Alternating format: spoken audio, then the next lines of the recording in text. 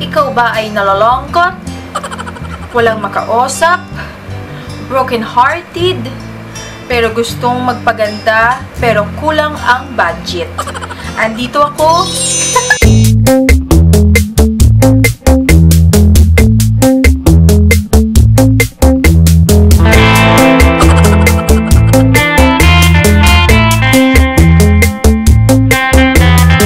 Aura pa more.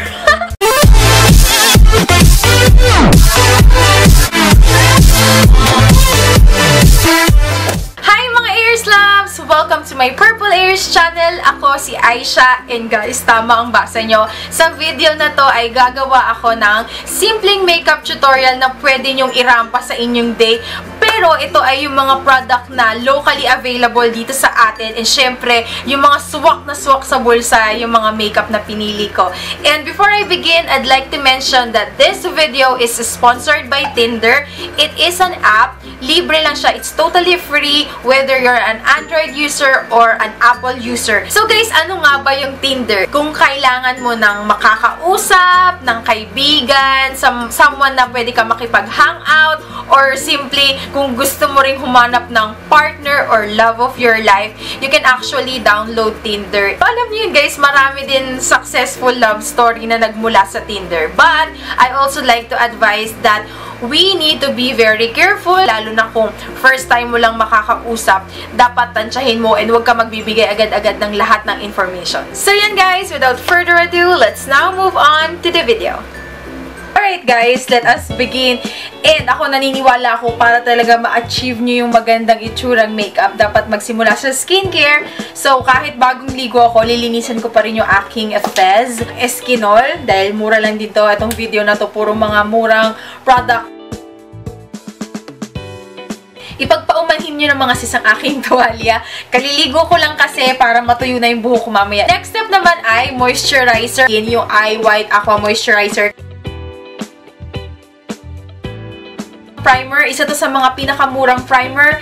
89 pesos lang siya. FX No Shine Mattifier. Yung mga malalaki ang aking pores.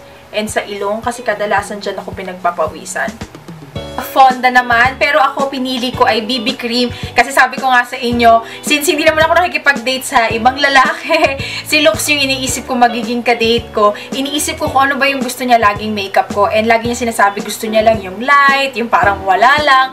So ang pinili ko ay yung Shawil BB cream kasi ito very natural looking, pero kahit papano natatakpan niya yung mga blemishes ko katulad ng mga ugat-ugat, kaya ito yung favorite kong BB cream, and mura lang siya.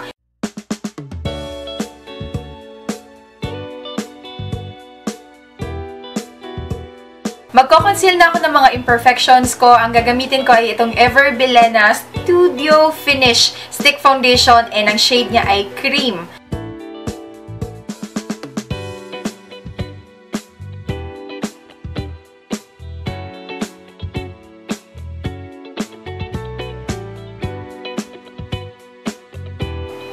Yan guys, tapos na ako mag-fonda. And huwag natin kakalimutan, dapat maset nyo agad yung dark circles or yung under eye nyo. Kasi para huwag siyang mag-crease o matunaw. Gagamitin ko yung Nichido Final Powder in the shade Creamy Glow. Magkukuking technique ako. I'm not sure guys if familiar kayo. Ibig sabihin nun, hindi nyo nababasain yung sponge. Kasi sa akin, mas nag-work yung cooking technique kesa sa baking technique. So, parehas pa rin siya ng baking. Marami pa rin kayong kukuning powder. And ipipress nyo pa din siya dun sa product. Hindi nga lang basa yung sponge nyo. Press nyo lang siya maigi para walang mga linya-linya. Magkikilay na ako guys, and ito yung gagamitin ko. Pagpasensyahan nyo na, ito yung aking Nichido in Chestnut. Sobrang paborito ko siya guys, kaya kung makikita nyo, ang liit-liit niya na.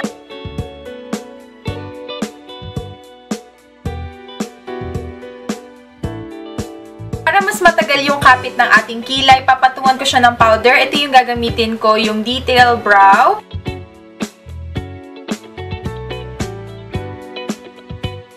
Pag gusto nyo mas magmukhang malinis yung gilid-gilid ng inyong mga kilay, pwede kayong gumamit ng liquid concealer tapos brush linisan nyo yung gilid.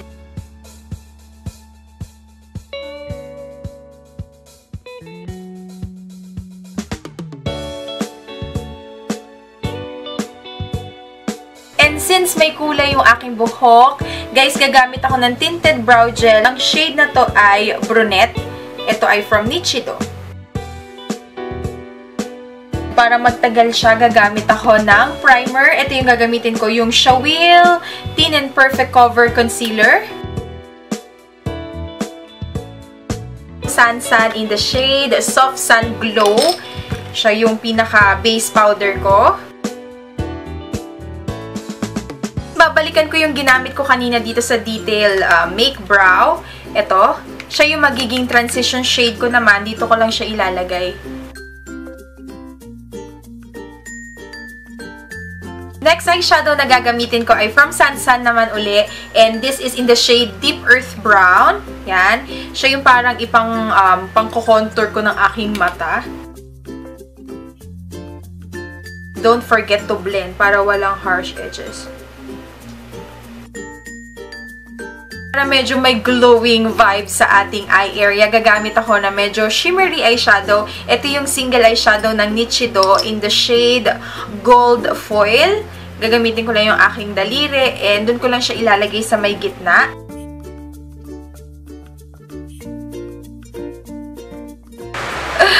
Sana naririnig nyo pa rin ako. Next na gagamitin ko is from Nichido pa rin. This one is Gold Frost naman.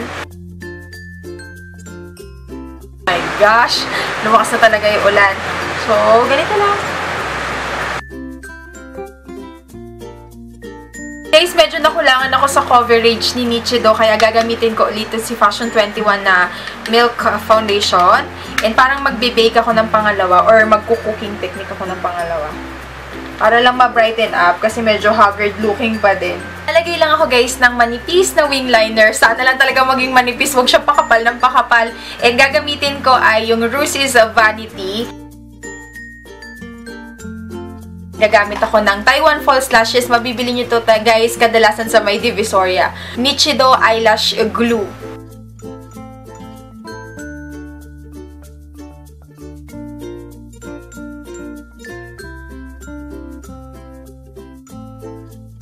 Guys, curl nyo lang ng bahagya. In fairness ha, alam nyo, itong Divisoria na false lashes na to, ang ganda niya, mukha siyang natural.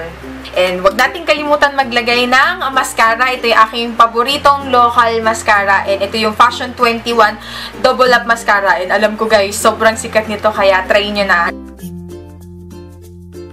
And wag nyo kakalimutan yung nasa ilalim. Ako konti lang yung sa ilalim ko, pero nilalagyan ko pa rin siya. So, yan guys, tapos na tayo sa eye makeup. I like it kasi simple lang siya. Kumbaga, yan ang mga bet na mga kadalasan ng mga boys kasi gusto nila yung light makeup.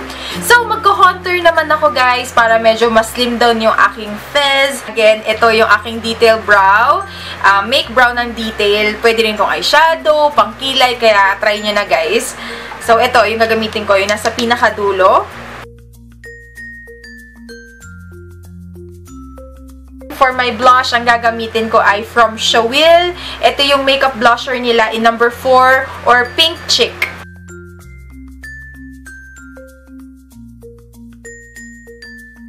Of course, wag natin kakalimutan, kailangan din natin i-contour ang aking ilong. And yung Deep Earth Brown pa rin ng Sansan yung gagamitin ko. Para mas matagal yung kapit ng lipstick, gagamit ako ng lip liner. And guys, as you can see guys, favorite ko din siya. Liit-liit niya na. Ito yung Sansan na lip liner in nude.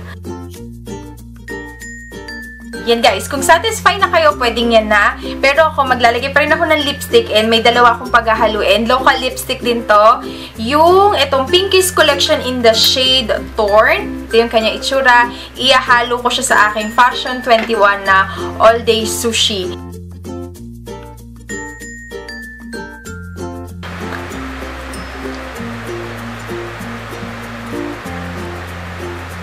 Yan mga sis. And gusto ko ng extra oomph para medyo cutie-cutie ang ating itsura. Maglalagay din ako ng lip gloss. Ito naman yung Shawil Color Lip Gloss in the shade 07.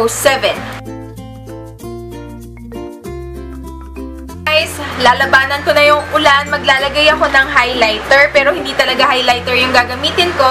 Ito yung Fashion 21 Dazzling Eyeshadow Stick.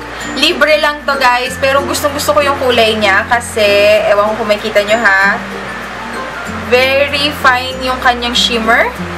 Ma-pink siya na may gold particles, pero sobrang pino. Kaya ang ganda.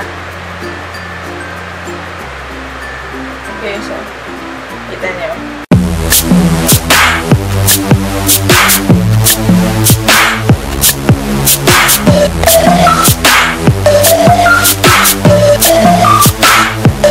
So, yan na guys, ang aking final look. Medyo tinamad na ako mag-ayos ng buhok. Pero kung makikipag-date kayo guys, again ha, sinasabi ko sa inyo, lagi kayong mag-iingat. Kung first date nyo lang yon and nakilala nyo lang siya sa mga dating app katulad ng Tinder, be very careful. Magsama kayo ng friend nyo, ng relatives nyo, ganyan. So, yun guys, be very, very careful. Okay, so yun guys, i-enjoy nyo yung date nyo. And guys, hindi lang to pang date, pwede rin siya pang work, pang everyday, pang mga interview, ganyan. So, versatile ang ating look for today. So, yun, sana ay na-enjoy nyo. If you like this kind of video, sana po ay bigyan nyo ako ng thumbs up. And sa mga hindi pa nagsusubscribe, ano pang iniintay mo, girl? Subscribe na para lagi kang nanonotify sa tuwing nag-upload ako ng mga bagong videos. Again, thank you so much for watching and kita-kits sa susunod na video. Bye! Appear!